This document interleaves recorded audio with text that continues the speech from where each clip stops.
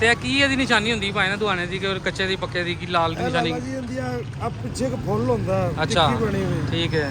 ਇਹ ਟਿੱਕੀ ਜਦੋਂ ਖੁਸ਼ਕ ਹੋ ਜਾਂਦੀ ਨਾ ਇਹ ਜਿਹੜੀ ਟਿੱਕੀ ਹੈ ਹਾਂਜੀ ਖੁਸ਼ਕ ਹੋ ਜਾਂਦੀ ਹੈ ਥੋੜੀ ਜਿਹੀ ਚੌੜੀ ਹੋ ਜਾਂਦੀ ਹੈ ਨਾ ਜੀ जी जी ਤੇ ਇਹਦੀ ਆਵਾਜ਼ ਵੀ ਬਦਲ ਜਾਂਦੀ ਦਾਣਾ ਲਾਲ ਹੋ ਜਾਂਦਾ अच्छा मेरे अल्लाह की शान है जी माशाल्लाह 10 किलो का दुआना है तरबूज माशाअल्लाह आन अल्लाह माशाल्लाह ओए होए होए बिल्कुल सही है जी बिल्कुल सही है भाई ने देख लें निशानी बताई है तो ये वाकई कच्चा निकला बीच में से देख लें अल्लाह अकबर। अच्छा सुहा जी ये कच्चे दाने का की करते हो ये भैंसों वाले लेके जाते हैं भैंस वाले जो होते हैं दूध दही वाले भैंस वाले फ्री में लेके जाते हैं। अच्छा ये नुकसान हो जाता है आपका? हाँ ये अगर अच्छे निकल आए तो रोजी मिल जाती है ठीक है अगर अच्छे ना निकले तो फिर रोजा मिल जाता है। अच्छा अल्लाह अकबर। अस्सलाम वालेकुम नाजरीन, मैं हूं आपका होस्ट शाही नसीर। आज एक और वीडियो लेकर आपकी खिदमत में हाजिर हुआ हूं। ये वीडियो तरबूज की वीडियो है। ये भाई हमें बताएंगे कि कच्चा और पक्का तरबूज की क्या निशानी है। अभी चलते हैं और इनसे टाइम ज़ाया किए बगैर पूछते हैं। तो ये माशाल्लाह ये तरबूज का बिज़नेस है और ये भाई हमें निशानी बताने लगे हैं कि तरबूज लाल किस तरह निकलता है और कच्चे तरबूज की और लाल तरबूज की क्या निशानी है। ताजी क्या नाम है आपका? जी मेरा नाम शबीर अहमद है। कहाँ के रहने वाले हैं आप? मैं जिला उकाड़ा तहसील दपालपुर हवेली लखा। जिला दपालपुर तहसील दपालपुर तहसील दपालपुर हवेली लखा शहर है। ठीक है। वो हमारा शहर बहुत ही प्यारा है। वहाँ के लोग बहुत जिंदा दिल इंसान है, मीठे लोग हैं, बहुत मीठे और बहुत अच्छे लोग हैं। ठीक है।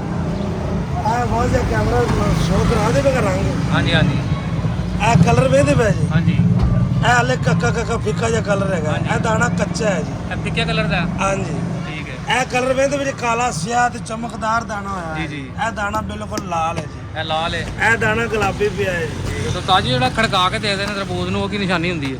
ਇਹ ਖੜਕਾਵਣ ਨਾਲ ਪਤਾ ਲੱਗਦਾ ਜੀ ਆਵਾਜ਼ ਆ ਰਹੀ ਹੈ ਬਿਲਕੁਲ ਮੱਧਮ ਜੀ ਆਵਾਜ਼। ਅੱਛਾ ਇਹ ਦਾਣਾ ਬਿਲਕੁਲ ਲਾਲ ਤੇ ਬਿਲਕੁਲ ਜਿਸ ਤਰ੍ਹਾਂ ਗੋਸ਼ਤ ਨੂੰ ਲਾਈ ਦੀ ਹੈ। ਹਾਂਜੀ ਇਹ ਕਿਹੜਾ ਦਾਣਾ ਨੇ ਜੀ ਇਹ ਗਾਡਰ ਤਰ੍ਹਾਂ ਜਿਵੇਂ ਇਹਨਾਂ ਟਲ ਟਲ ਪੱਕੀ ਆਵਾਜ਼ ਆ ਰਹੀ ਪੱਕੀ ਆਵਾਜ਼ ਆਉਂਦੀ। ਠੀਕ ਹੈ।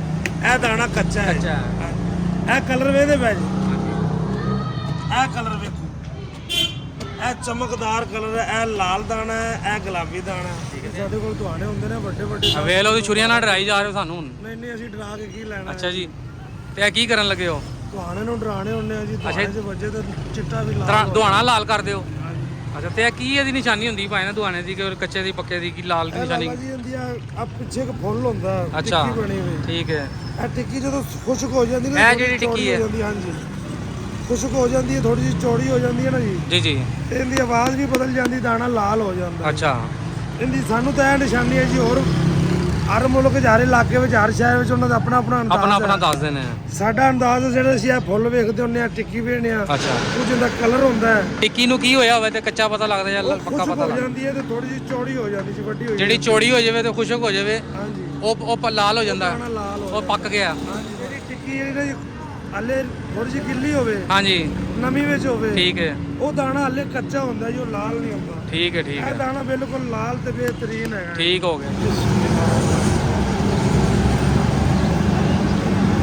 मेरे अल्लाह की शान है जी माशाल्लाह 10 किलो का दुआना है तरबूज ਮਾਸ਼ਾਅੱਲਾ हान अल्लाह माशाल्लाह ਸੁਭਾਨ ਅੱਲਾਹ ਜੀ।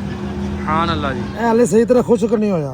ਇਹਦੇ ਵਿੱਚ ਨਮੀ ਹੈਗੀ ਹੈ ਜੀ। अच्छा गिल्ला है? ਹਾਂਜੀ ਇਹ ਦਾਣਾ ਵੇਖੋ ਕੱਟਾਂਗੇ ਤੇ ਕੱਚਾ ਨਿਕਲੇਗਾ। ओए होए होए बिल्कुल सही है जी बिल्कुल सही है भाई ने देख लें निशानी बताई है तो ये वाकई कच्चा निकला बीच में से देख लें अल्लाह अकबर। अच्छा सुहा जी ये कच्चे दाने का की करते हो?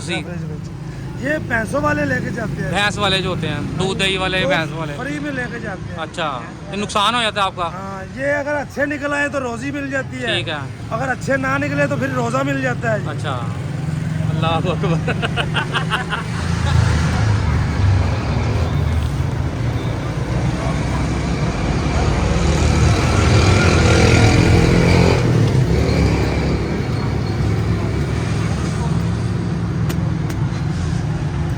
सुभान अल्लाह सुभान अल्लाह।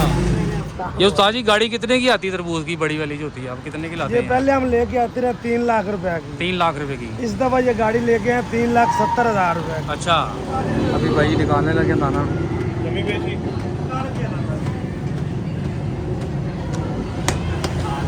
हाँ जी उस्ताद जी लाल है? लाल जी लाल ਤਰਬੂਜ ਆਪਣਾ ਲਾਲ ਜੀ। ਸੂਏ ਲਾਲ ਇਹ 5 ਕਿਲੋ ਤੋਂ ਉੱਤੇ ਹੈਗਾ ਜੀ।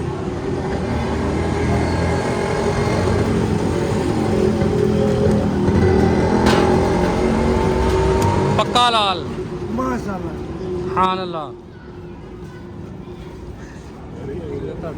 ਸਰ ਜੀ ਕਿੰਨਾ ਕੁ ਵਜ਼ਨ ਹੋਊਗਾ? 5 ਕਿਲੋ ਦੇ ਦਾ ਤੁਹਾਡਾ ਮਰਜ਼ੀ ਸਾਡੀ ਦਾ ਹੋਏਗਾ, ਅਸੀਂ ਲੈ ਕੇ ਜਾਣਾ। ਤੇ ਉਹਨੇ ਕੋ ਕੱਟਿਆ ਉੱਥੇ ਪਿਆ ਅਸੀਂ ਉਹ ਕਟਵਾ ਕੇ ਵਾਪਸ ਆਏ। ਵੱਡਾ ਦਾਣਾ ਕਰਦੇ ਆ।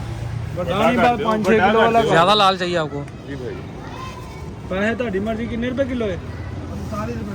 ਆਹ ਤੇ ਪੈਸੇ ਤੁਹਾਡੀ ਮਰਜ਼ੀ ਦੇ ਦਵਾਨਾ ਸਾਡੀ ਮਰਜ਼ੀ ਦੇ। ਨਹੀਂ ਜੀ, ਪੈਸੇ ਮਾਰਕੀਟ ਦੀ ਮਰਜ਼ੀ ਨਹੀਂ ਨਹੀਂ, ਦੇਖੋ ਜੀ, ਤੁਸੀਂ ਤੁਹਾਨੂੰ 50 ਕੋਈ 50 ਦੇ ਆ ਜਾਏਗਾ, ਲੇਕਿਨ ਦਵਾਨਾ है उस्ताद जी किन्ने का वजन दा हैगा जी? ਇਹ ਸਰ ਜੀ 9 ਕਿਲੋ ਦਾ ਹੈਗਾ। 9 किलो दा। जबरदस्त सुभान अल्लाह माशाअल्लाह अल्लाहु अकबर। हाँ जी ओके जी ज़बरदस्त।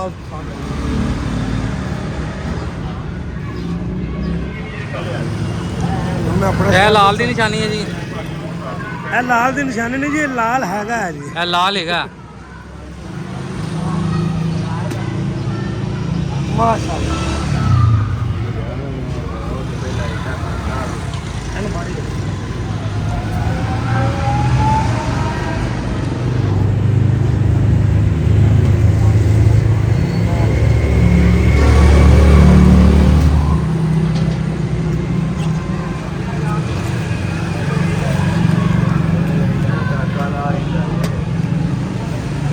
सुभान अल्लाह।